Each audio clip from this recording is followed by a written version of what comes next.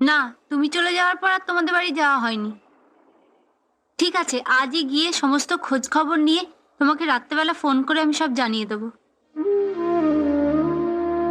হ্যাঁ, তোমার ছোট মা মানে তোমার সেজ বৌদির খবর আগে নেব।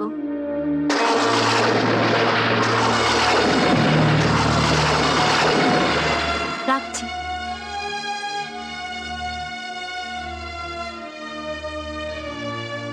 তোমাকে একটা কথা বলার জন্য এলাম।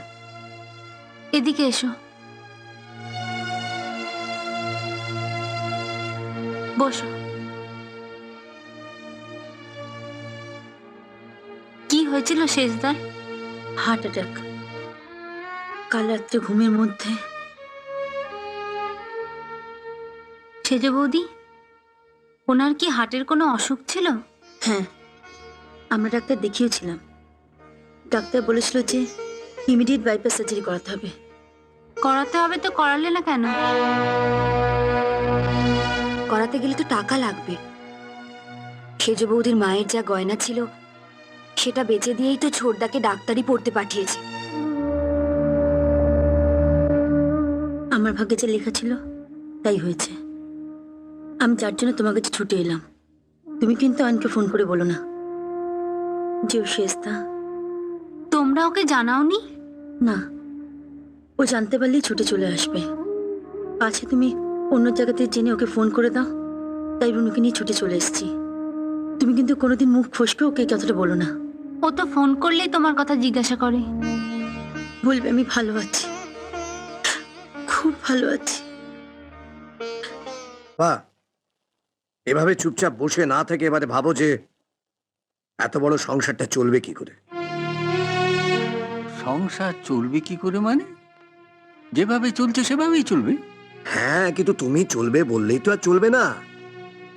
এখন সংসার খরচের জন্য দাদা মাস গেলে দেয় 2000 টাকা, আমি দিই 2500, রমল দিত 2000 টাকা। এই 6500 টাকায় সংসারটা টেনে টুনে কোনো রকমে চলতো। এখন অমলের ঘর থেকে কিছু না পেলে তো। তুই কি রে, এখনো তোর গায়ে শ্মশানের চামড়া পোড়ার গন্ধ লেগে আছে। এখন তুই এসেছিস লাভ ক্ষতির হিসেব করতে। একদিন একদিন সবাইকে তো পুড়তে হবে বাবা। যে গেছে তার জন্য দুঃখ করে বসে না থেকে যারা আছে তাদের কথাই তো ভাবতে হবে এখন আমাদের। হ্যাঁ, পরশুই তো 1 তারিখ। আজকালের মধ্যেই তো ঠিক করে ফেলতে হবে সংসারটা কিভাবে চলবে। আচ্ছা, এই সামান্য ব্যাপার নিয়ে তোমরা এত চিন্তিত হচ্ছ কেন বলো তো? বর্দা আর মেজদা কিছু টাকা করে বাড়িয়ে দিলেই তো হয়। তোমার আর কি, তুমি তো বাড়িয়ে দিতে বলেই খালাস। তাছাড়া আমি তো এমনিতেই মাসে মাসে 500 টাকা করে বেশি দিই সংসার খরচ। হ্যাঁ, এর উপর রয়েছে টিঙ্কুর স্কুলের মাইনে, দিদিমণির মাইনে, বই খাতা। আমরা এত সব সামলাবো কি করে? রাইট। তোমার বর্দা তো ধর্মপুত্র যুধিষ্ঠির। কাল যদি নারায়ণের কাছ থেকে ওই 2 লক্ষ টাকা নিয়ে আসতো।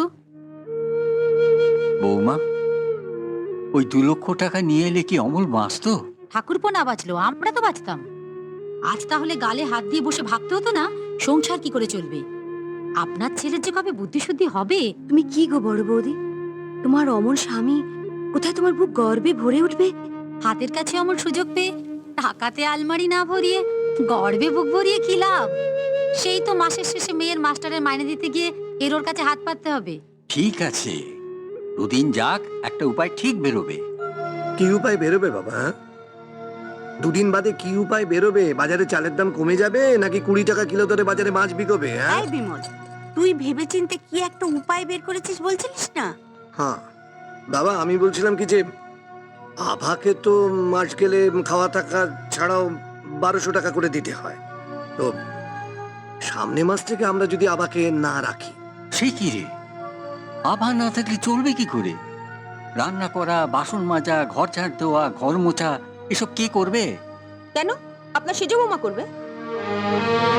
সেই তো বৌমা করবে। আচ্ছা, তোমরা কি সবাই পাগল হয়ে গেছো? যে মেয়েটা আজকে বিধবা হলো, কালকে তাকে দিয়ে ঝিয়ের কাজ করাবে? আরে বাবা, বিধবা হয়েছে বলেই তো 1200 টাকায় আমরা ছেড়ে দিচ্ছি, 2000 টাকা চাইছি না। ওহ মা, তোমার কথা শুনে মনে হচ্ছে সেজদা তোমার ছেলে ছিল না, তোমার সতীনের ছেলে ছিল। এই সময় তুমি কোথায় সেজ বৌদিকে বুকে টেনে নিয়ে তার দুঃখটা ভোলানোর চেষ্টা করবে? তা না। এই তুমি চুপ করো তো।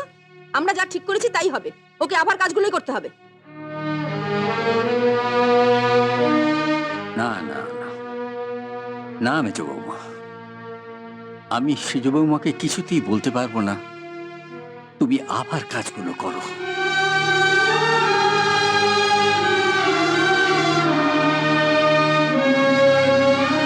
ওরা তো ঠিক বলেছে বাবা, কাল থেকে আমি বাড়ির সব কাজ করব। সেজ বৌমা, ওই ঘরটাতে একা একা থেকে আমি হাঁপিয়ে উঠেছি বাবা। ওর স্মৃতি আমাকে সবসময় তাড়া করে বেড়ায়। আমাকে কাজের মধ্যে থেকে সবকিছু ভুলে থাকতে দিন।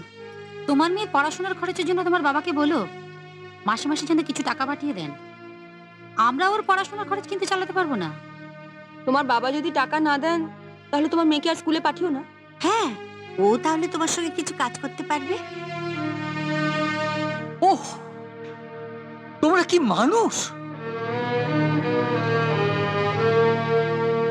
ওর বাবা নেই বলে এই বয়সে ওকে আমি ঝিয়ের কাজ করাতে পারবো না মা। কালই ওকে আমার বাবার কাছে রেখে আসবো।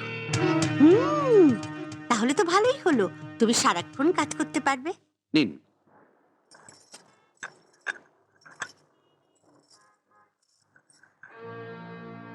বড়বাবু কিছু বলবে? বলছিলাম যে দাও, যারা চুরি করে ডাকাতি করে শুনেছি আপনি তাদের কঠিন হাতে শাস্তি দেন, কিন্তু তার থেকেও যারা বড় অন্যায় করলো তাদের আপনি সাজা দিলেন না কেন? কারা অন্যায় করেছে? আসুন আমার সঙ্গে।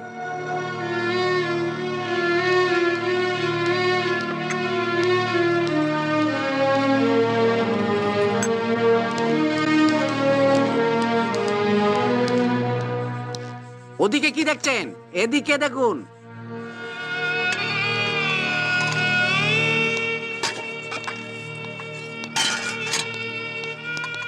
কি হলো? তুমি চাকরি থেকে এখানে এলে কেন? বাবা মাসি থাকতে শিবাকে দিয়ে বাসন মাজানো হচ্ছে কেন? কাল রাত্রে তুমি যখন থানায় ছিলে বাবার সামনে মায়ের ঘরে বসে মিটিং এ ঠিক হয়েছে আজ থেকে আবার সব কাজ সীমা করবে। কেন সীমা কাজ করবে কেন? অমল নেই, অমল থাকলে মাসে 2000 টাকা করে দিত, সেটা তো সেজ বৌমা দিতে পারবে না, তাই ওকে গায়ে গতরে খেটে সেটা পুষিয়ে দিতে হবে। এই তুমি কি বলছো মা?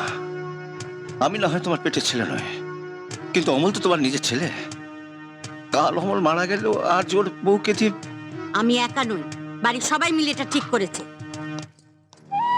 কালকে রাত্রে যখন খবরটা শুনলো তখন মাকে কত করে বললো, মা আমার খাওয়া পড়া টাকা করি কিচ্ছু দরকার নেই, আমি আগে যেমন কাজ করতাম একা তেমনি সব কাজ করব। কিন্তু আমার কথা কেউ শুনলো না। না মা, এটা হতে পারে না। সীমা উঠে এসো। হতে পারে না বললে তো চলবে না দাদা, মিটিং এ যখন ঠিক হয়েছে। আরে রাখো তোমাদের মিটিং। সীমা উঠে এসো, আমি বলছি তুমি উঠে এসো।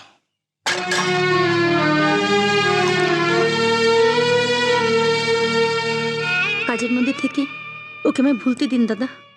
ও ঘরেতে একা বেশিক্ষণ আমি থাকতে পারি না। একা থাকবে কেন? ঝিলিক কোথায়? ভোলা দেখে দিয়ে কাল রাত্রে ওকে বাবার কাছে পাঠিয়ে দিয়েছি।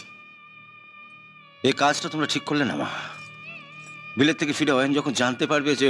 অয়ন এসে যদি বলে ও সীমার ওই টাকাটা দিয়ে দেবে তাহলে? চুপ করো, নইলে কাল থেকে সংসারে টাকা বন্ধ করে আমি তোমাকে এবারে দ্বিতীয় জিবার দিয়ে ছাড়বো। শুনলেন মা, শুনলেন? বাড়ির ঝি চাকরদের সামনে ও আমাকে কেমন অপমান করলো। এটাই তোমার সম্মান চলে গেল?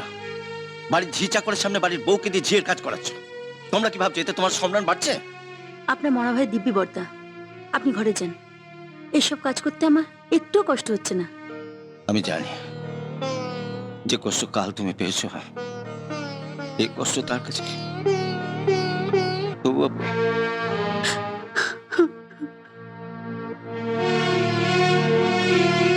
দেশে চোর ডাকাতদের ডান্ডা মেরে ঠান্ডা করার আইন আছে।